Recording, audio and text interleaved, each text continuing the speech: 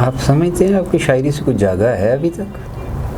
देखें, हमारे हिंदको में कहते हैं कि मुला नकाम में अजान देनी, कोई पढ़े ना पढ़े, शायर का काम है शायरी है। उसने शायरी करनी है, उसने पेश करनी है। बाकी तकसीम वसाइल की अजब देश में मेरे, जो सबके थे फंड एक घराने में लगे हैं। अशआर नहीं कहते खलूस, ऐसे ही हम लोग अशआर से लोगों को जगाने में लगे हैं। अर्ज़ किया कि ताज्जुब है कि जो सुबह हो अलामत है उजाले की, ताज्जुब है जो सुबह हो ताज्जुब है कि जो सुबह हो अलामत है उजाले की, हमारे देश में तो उसके बायस ही अंधेरा है। हमारे देश में तो सुबह अब भी रात जैसी है, ये कैसी रोशनी यारों के जो जुल्मात जैसी है। उन्हें एक शेर अर्ज़ किया कि तेरे ख्याल का सहर ही कायनात मेरी, तेरे ख्याल का सहर ही कायनात मेरी, मैं इससे यार जो निकलूं तो फिर कहाँ जाऊं। अस्सलाम वालेकुम नाजरीन, एबटाबाद की एक खूबसूरत शाम और आज मेरे साथ मौजूद हैं एबटाबाद की एक और ख़ूबसूरत शख्सियत कामरान खुलूस साहब। कामरान खुलूस साहब आपका बहुत शुक्रिया। कामरान खुलूस साहब शायर हैं, हिंदको और उर्दू में शायरी करते हैं, लेकिन मैं अगर कहूँ कि ये एबटाबाद शहर के आज आपकी मुलाकात जो होने जा रही है वो एबटाबाद शहर के एक गुमनाम से शायर से होने जा रही है, तो ये बेजान होगा। क्यों खुलूस साहब, ऐसा ही है? बिल्कुल ऐसा ही है। आपको ज़ाहिर आप कितना अरसे से शायरी कर रहे हैं, क्या वजह है कि आप मेन स्ट्रीम में नहीं आ सके, लाइमलाइट में नहीं आ सके आप? देखें, वजूहात तो बहुत सारी हैं, लेकिन सबसे बड़ी वजह यही है कि यहाँ पे उस तरह का अदबी माहौल नहीं है जिस तरह मरकज़ में है, बड़े शहरों में है, पिंडी है, इस्लामाबाद है या लाहौर कराची है। उस तरह का वो माहौल या उस तरह की फ़िज़ा नहीं है। ये भी मैं समझता हूँ एक वजह ये भी है। मतलब इस वजह से? जी हाँ, मज़ाफ़ात में है। कब से आपने शायरी का आगाज़ कब से किया और कौन सी सिन्फ आप करते हैं शायरी की? रोमांटिक है, रोमांस है, क्या कहते हैं, तुर्ब है, हर्ब है, क्या है इसमें? देखिए जी, मैंने 1991 से मैं लिखना शुरू किया। मैंने बाकायदा मुशायरों में आना जाना मैंने शुरू किया है और आज तक जो है वो मैं लिख रहा हूँ अल्हम्दुलिल्लाह। और इसमें गज़ल से मैंने इब्तिदा की थी, 8-10 साल मैंने गज़ल लिखी। फिर मैं मुतमईन नहीं था कि गज़ल में तो आप देखें कि कोई आप उस तरह की बात नहीं कर सकते, वो काम की बात नहीं हो सकती, कोई मकसद नहीं आ सकता। ये एहसास कब और कैसे हुआ था कि यार गज़ल ठीक नहीं है, नज़म की तरफ जाना चाहिए? ये एहसास मैंने आपसे अर्ज़ किया कि 10 साल तो मैंने गज़ल लिखी। 10 साल के बाद फिर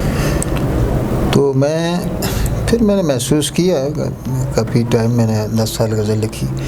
फिर मैं जो कुछ कहना चाह रहा था वो मुझे कुछ आसानी नहीं हो रही थी गज़ल में, उस तरह का मेरे पास जो मैसेज था।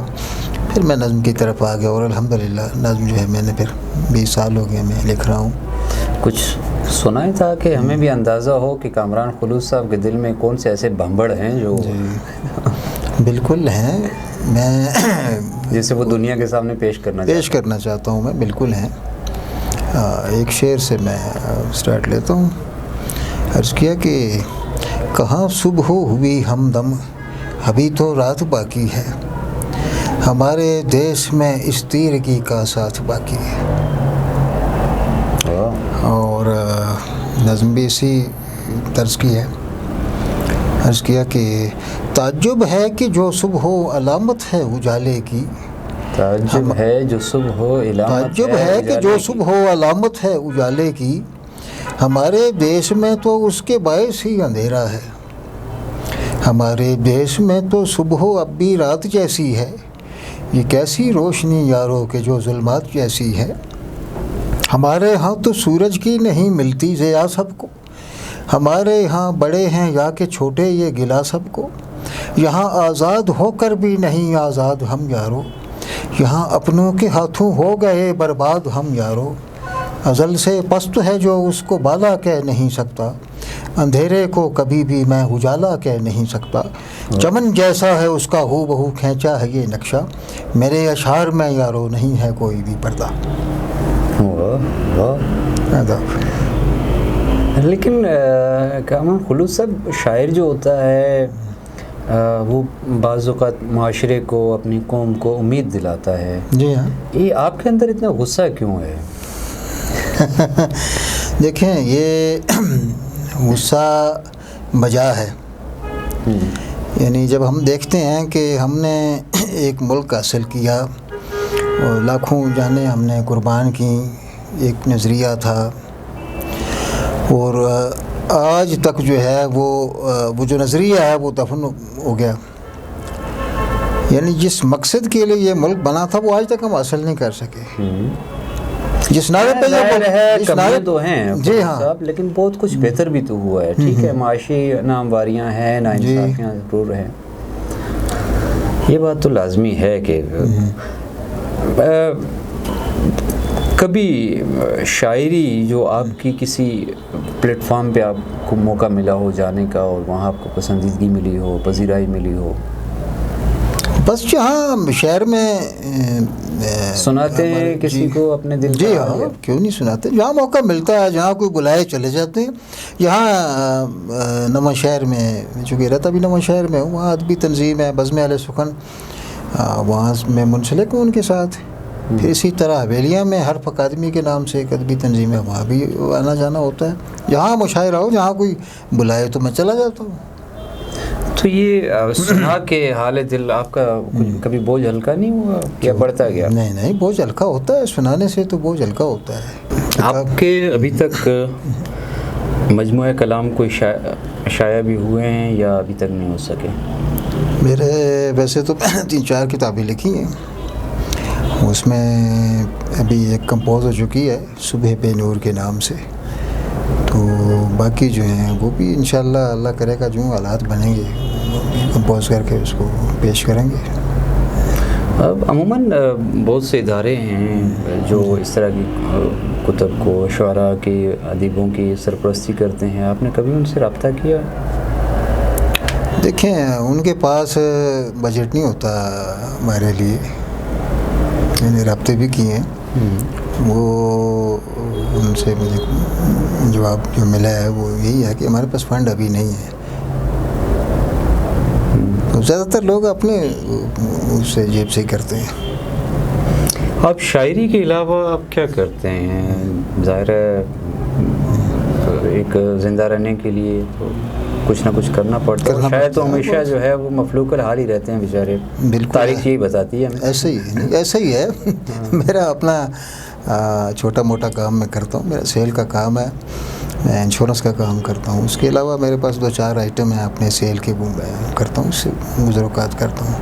ये शायरी जो आपके काम के दौरान भी आपके जहन में बनती रहती है? अगर किसी ने कोई चीज़ आपसे नहीं खरीदी तो गुस्सा आया, वो शायर की सूरत में निकाल दिया, या कैसे होता है ये? होता है, बिल्कुल ऐसे भी होता है। ये तो एक सिलसिला जो है, ये आमद का सिलसिला है, और काम के दौरान भी होता है, बाज़ औक़ात रात को जागना पड़ता है।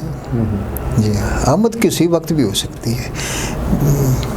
इन दिनों में कोई ताज़ा तरीन कोई आमद हुई हो? जी हाँ, मैं नज़्म और एक कता उसी नज़्म की उसी के मुताबिक या उसी जैसा है, वो मैं आपकी खिदमत में अर्ज़ करता हूँ कि अर्ज़ किया, ये वतन तो जन्नत मेरे ख्वाबों की नहीं, ये वतन तो जन्नत मेरे ख्वाबों की नहीं, ये ज़मीं यार है खारों की गुलाबों की नहीं, ये मेरे देश के बासी हैं कबाबों पे फ़िदा, ये मेरी कौम तो शौकीन किताबों की नहीं।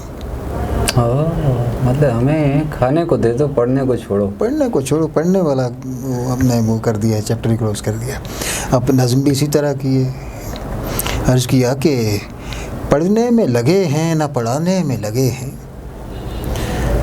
पढ़ने में लगे हैं ना पढ़ाने में लगे हैं, हम लोग तो बस माल बनाने में लगे हैं, वैसे भी किताबें यहाँ पढ़ता नहीं कोई, ऐसे ही किताबों को छपाने में लगे हैं, लाखों की रकम यार किताबों पे लगाकर हम दाद की खैरात कमाने में लगे हैं, सुनता है कोई शेर न देता है कोई दाद, हम फिर भी लहू अपना जलाने में लगे हैं। और कुछ लोग मेरे ऊंचे रुतबे से जलें यार, कुछ लोग मुझे नीचा दिखाने में लगे हैं। तकसीम वसाइल की अजब देश में मेरे, जो सबके थे फंड एक घराने में लगे हैं। अशहार नहीं कहते खलूस ऐसे ही हम लोग, अशहार से लोगों को जगाने में लगे हैं। आप समझते हैं आपकी शायरी से कुछ जागा है अभी तक? देखें, हमारे इनको में कहते हैं कि मुला नकाम में अजान देनी, कोई पढ़े ना पढ़े, शायर तक काम है शायरी है। उसने शायरी करनी है, उसने पेश करनी है, बाकी वो पढ़ने से जी। आपका अपना तालीमी पस मंज़र क्या है? कुछ आपकी रवायती तालीम भी कुछ हासिल कर सके आप? या देखिए, मैं ख्वाब तो मेरे बड़े ऊंचे थे। अगर मौजूद हालात होते, वसाइल होते, तो मेरा PhD करने का प्रोग्राम था उर्दू में। उर्दू के साथ मेरा इश्क है। मैट्रिक तक मैं पढ़ा हूँ बाकायदा। उससे आगे फिर हालात ही ऐसे बन गए कि गड़बड़ हो गई। मौजूद हालात नहीं थे, बस वो मेरा ख्वाब जो है वो पूरा नहीं हो सका। मेरे एक जो है वो क्या कहते हैं, आपका एक वीक पॉइंट होता है, वो यही है। नहीं, ये वीक पॉइंट नहीं है। देखें, बज़ाहिर अल्लाह पाक ने, ये तो रवायती दुनिया की एक रस्म है वो तालीम हासिल करनी, लेकिन असल चीज़ तो आपका मुशाहिदा और मुतालिया है। जी हाँ।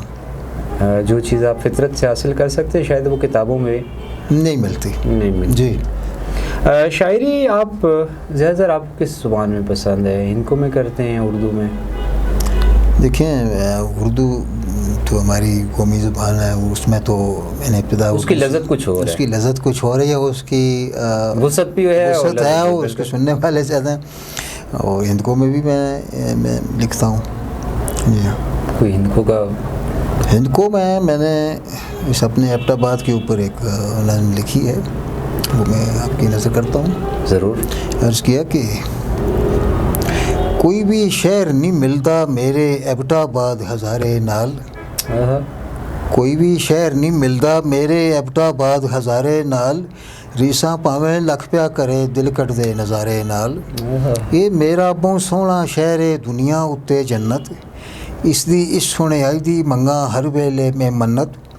इत्थे हर जाई फल ते फुल ने बागां दी बहारां, इत्थे अपने साए करन चीड़ां ते चनारां, इत्थे बगन दरिया नाल ढंडां दे नज़ारे, इत्थे पानी मारन सैती सैतियां लश्कारे।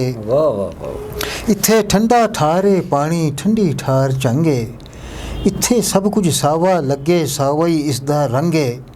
इत्थे रश में दाने सावा सावे सावे टाके, केजे सोने लगन सारे काते चीड़े पाके।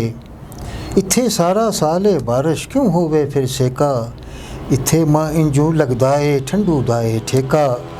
इस मुल्खे जा यार खलूस किधरे भी नहीं मौसम, मैं टुर फिर के देख के दावे संगियो सारा आलम।